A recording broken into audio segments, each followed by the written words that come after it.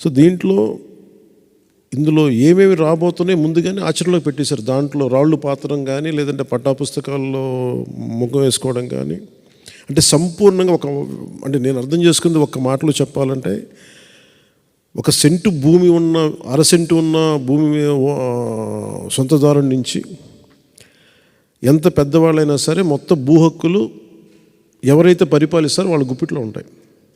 అది వాళ్ళ ఇష్టాల మీద, వాళ్ళ ఫ్యాన్సీల మీద ఉంటుంది. భవన నిర్మాణ కార్మికులు రోడ్ల మీదకు వచ్చిన రోజు నుంచి ఈ రోజు దాకా కొత్తగా మీరు ఈ యాజిటేషన్లోకి, కోర్టు రూముల్లో రాజ్యాంగాన్ని కాపాడాల్సిన మీరు కూడా ఈ రోజున ఈ ఉద్యమ బాటలోకి రావాల్సి వచ్చింది.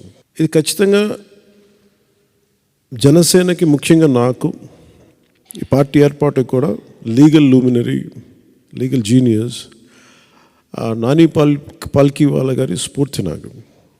అని ఈ రోజు ఆయనకి నేను చెప్పుకుంటే ఒక ఏకలవ్య శిష్యుడు నేను ఆయనకి. ఆయన లేకపోయినా మన మధ్యలో నేను ఆయన్ని సంపూర్ణంగా స్ఫూర్తి తీసుకున్నాను. ముఖ్యంగా కేశవానంద మీరు చెప్తున్నప్పుడు ఇందాక నా భూమిలో నీ హక్కు ఏంటి, 2 చిగురుమాడి గారు చెప్పింది ఇట్ ఈజ్ యాంటీ కాన్స్టిట్యూషనల్. ఇది సో నేను అర్థం చేసుకుంది కూడా మీకు దగ్గర ఇటు కేశవానంద భారతి గారి ఒక చిన్నపాటి ఆస్తి తగాద, ఒక మఠం తాలూకు ఆస్తి ప్రాథమిక హక్కుల ఉల్లంఘనగా ఎలా సుప్రీంకోర్టు దాకా వెళ్ళిందో, ఇది కూడా ప్రాథమిక హక్కుల ఉల్లంఘనకి వెళ్ళిపోతుంది. ఏది తీసుకున్నా కానీ ప్రాథమిక హక్కులు, రాజ్యాంగం కల్పించిన ప్రాథమిక హక్కుల ఉల్లంఘనకి దారితీస్తూ ఉంది. జగన్ దీన్ని ఎలా అనుకూలంగా తీసుకుంటున్నాడంటే, ఆయనకి వైజాగ్లో వచ్చి దోచుకున్న ప్రాపర్టీస్ అన్నిటిని లెజిటిమేట్ చేసుకోవడానికి ఇది తెచ్చుకున్న చట్టంలా ఉంది. అంటే వైజాగ్లో వాళ్ళు దోచుకున్న ఆస్తులకి లెజిటిమైజ్ చేసుకునేందుకు చట్టంలో ఇది ఒకటి ఉంది.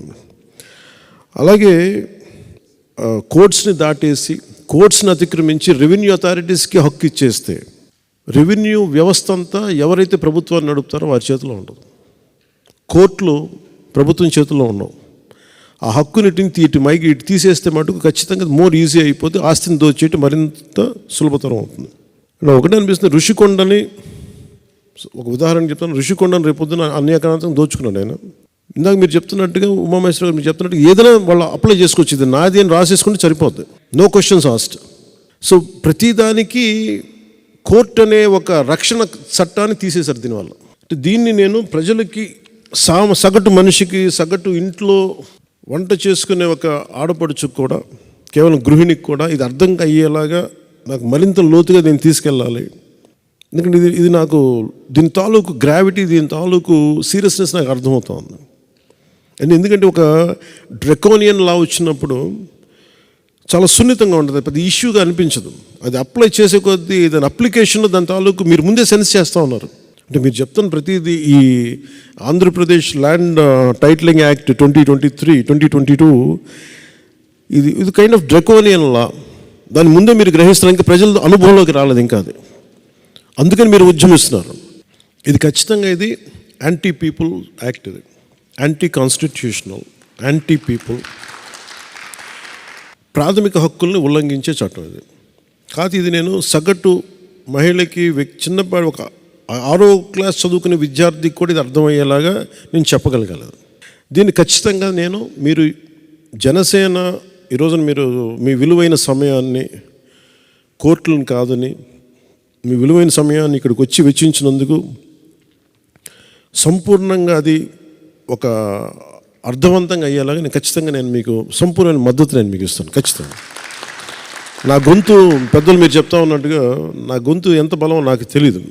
నేను పని చేసుకుంటూ వెళ్ళిపోతాను, కానీ నాకు దాని రీచ్ ఎంతమంది ప్రభావితం చెందుతా నాకు నిజంగా తెలియదు. నేను చేసుకుంటూ వెళ్ళిపోతాను, కానీ నాకున్న ఎంత బలం మేరకు, నా శక్తి మేరకు ఈ చట్టాన్ని ఖచ్చితంగా దీన్ని అమలు కాకుండా చూసే బాధ్యత నేను తీసుకుంటాను.